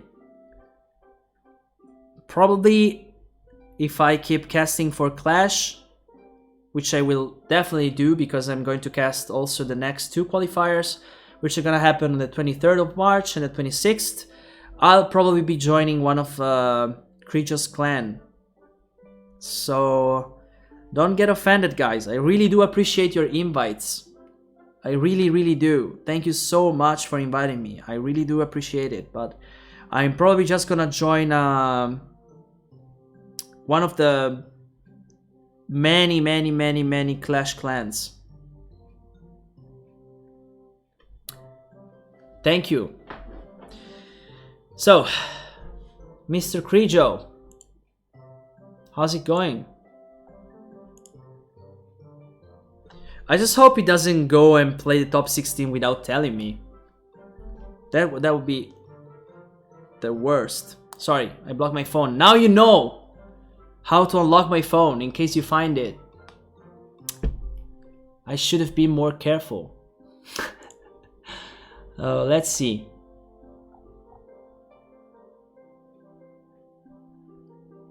Plenty of tournaments on the Clash Royale Discord, by the way. Even if you don't play in this one specifically, I'm just looking at the Clash Discord, and like every day there's a tournament where they have Pass Royale as a prize. So make sure you join the Clash Discord for Clash Royale, which is super well organized. And you will find plenty of tournaments, plenty of people to practice with, plenty of passionate players. So yeah, you should definitely go and join the Clash Royale Clash Discord. Yep, I think I'm gonna ask Krijo how he's doing though. I'm getting pretty worried. Maybe he forgot about me and they're whole casting the rest of the tournament without me. Yeah. News sul bracket top 16.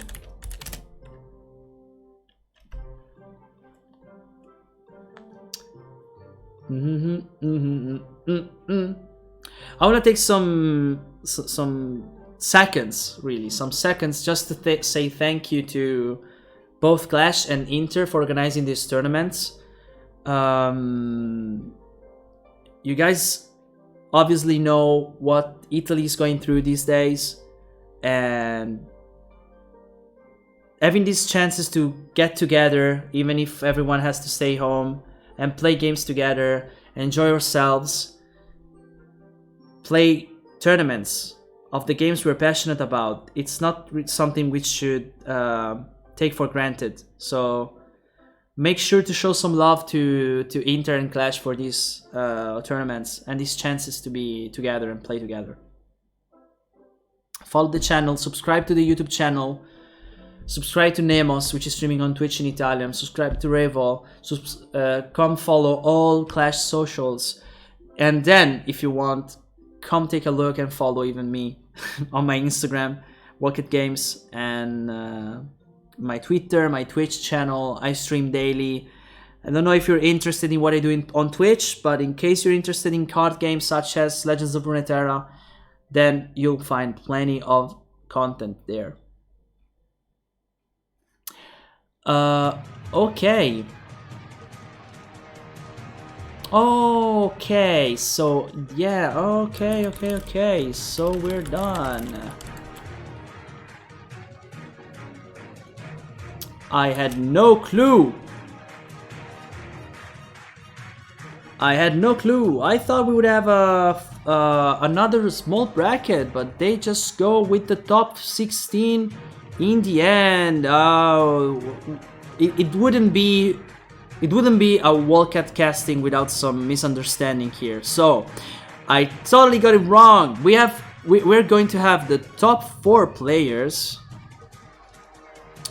qualified for the next event. So the top 16, it's only for the finals on the 28th.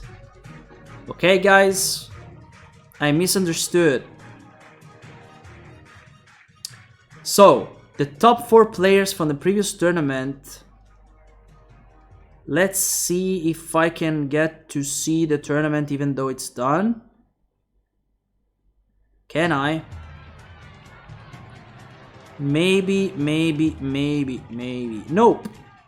So I'm gonna go and take a look on the Discord to see if they already showed who won the top 4 spots for the tournament that's going to take place the 28th. Yep, guys, I believe we're done. You can find the 4 winners. I believe it was CK, Dia,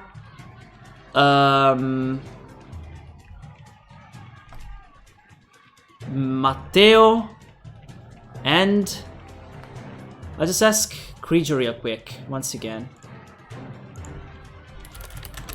Queen CK, Matteo, Dia, E.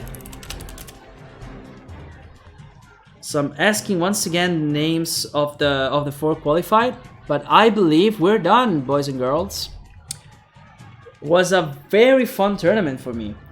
I get so much excitement. I want to play myself in the next one, but I don't think I can. I need to be here and providing broadcast for all of those international followers that don't speak either Spanish or Italian. So, we're done for the day. I once again invite you to join our Discord. I'm gonna send the link myself in the chat so you guys can go and join the Discord already. And keep in mind that these qualifiers are completely free. So you can just go and sign up and have a chance to face pro players and maybe get to our top 4 for the day and end up playing in the final tournaments on the 28th. So I believe we're done. I'm gonna ask permission to close the stream and say you goodbye and say and see you again on the 23rd.